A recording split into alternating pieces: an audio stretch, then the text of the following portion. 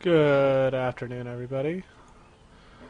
We are live, and we're casting a little bit of a matchup between Professor Oak and Hillcheung. Hillcheung? Hillcheung. That's what I'm going to call it. We have at the bottom right, at the 5 o'clock position, we have Professor Oak, the Terran, my good friend, Mr. Professor Oak, and at the top right we have another Terran, Hillcheung. So this will be very interesting. This is on Delta Quadrant. Actually, a map I don't see too much of in the ladder. Even though I don't even have this map vetoed, and I still don't see it a lot. Very interesting setup. We have just one Xel'Naga tower. We have a close kind of a base, but you have to knock down these rocks to get it, so you could expo out over there. So, I mean, kind of convenient, inconvenient the way you look at it. The golds are blocked off by rocks too. So, pretty very fair map, I would say.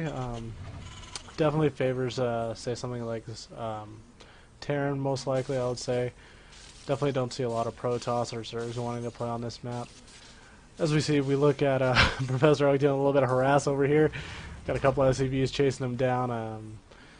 Very smart. Professor Oak is very notable for doing a little bit of a little SCV harass, because just as me as a Terran myself, I know how annoying it is just to get harassed while you're building. You either have to pull a probe off your mineral line and lose mining time, or pull your SCV off the building, losing your building time. So harass is actually very important.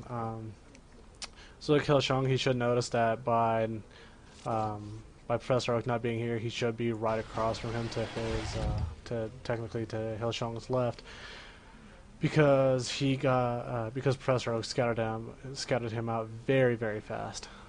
We see that both players have a very standard opening. We have the looks like a 10 supply, 12 barracks, 13 refinery. The Marine finally pops out. He puts on a tech lab. Interesting. So he could go Reaper harass potentially. So we'll see. Putting down another supply depot. You definitely don't want to get supply blocked. And very interesting, we have one just sitting right here. This little lonely SCV. Got told to stand in the corner. Poor guy. Alright, well, let's look back at Hillcheung. We see that he's got also a tech lab going on his barracks. Nice. We look at... oh boy.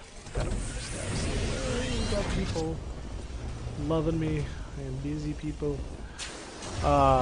We see. Oh, I didn't even really click on the building. We see we have a factory right here.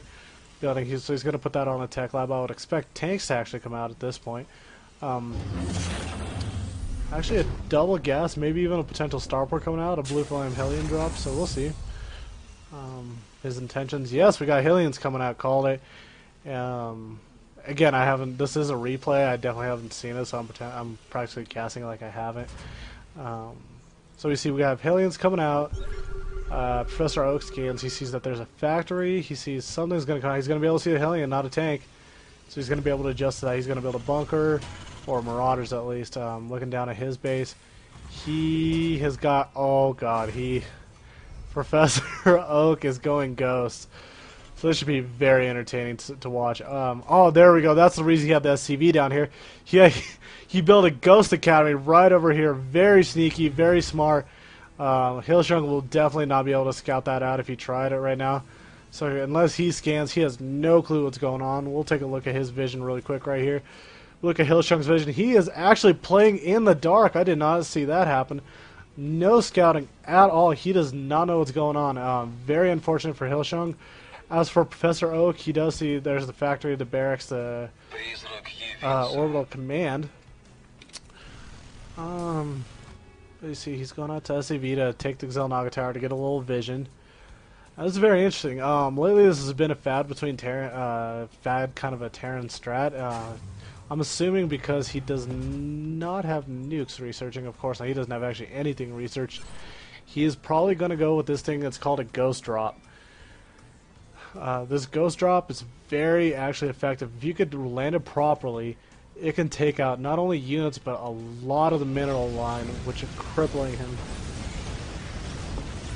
So I'm going to pull up the units tab, and we're going to keep a little bit of track of that.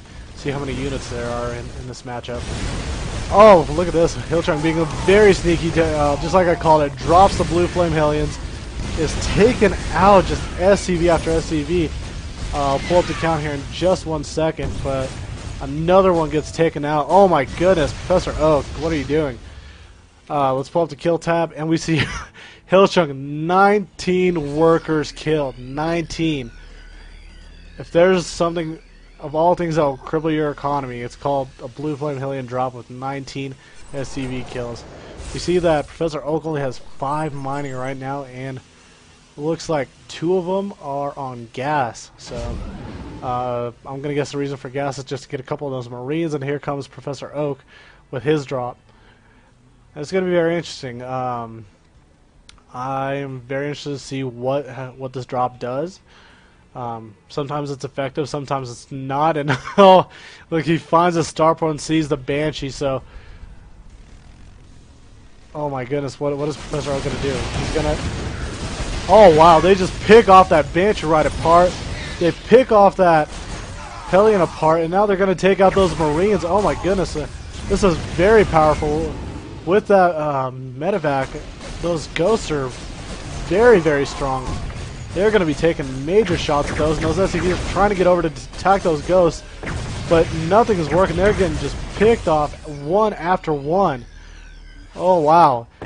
We see that Hillcheung's, wow, he's got 31 units killed, even out the worker kill account, and absolutely has killed his supply. Hillcheung is popping out of one Hellion. Oh, look at that! Wow! That is amazing. He actually dropped an EMP on that Banshee and killed his mana to uncloak it. And he's going to go for the medevac right here. And this is GG right here. There's no coming back from this. Professoroak has 3 ghosts with a medevac around. He's got no unit. He's got 1 unit production, but when he brings that over, that Marine is going to get killed just 2, and there it goes. He's got 1 SCV over here. He's got another SCV over here mining. There's nothing much going on over here. Nothing in the back, but it doesn't matter at this point. GG any second now. And he sends that last SCV at him. I'm not sure where the other SCV or what exactly is building. Oh, there it is. They have another cloaked Banshee building, but I think they have enough energy where they could throw an EMP round. Yep, at least one of them has another EMP round possible coming out.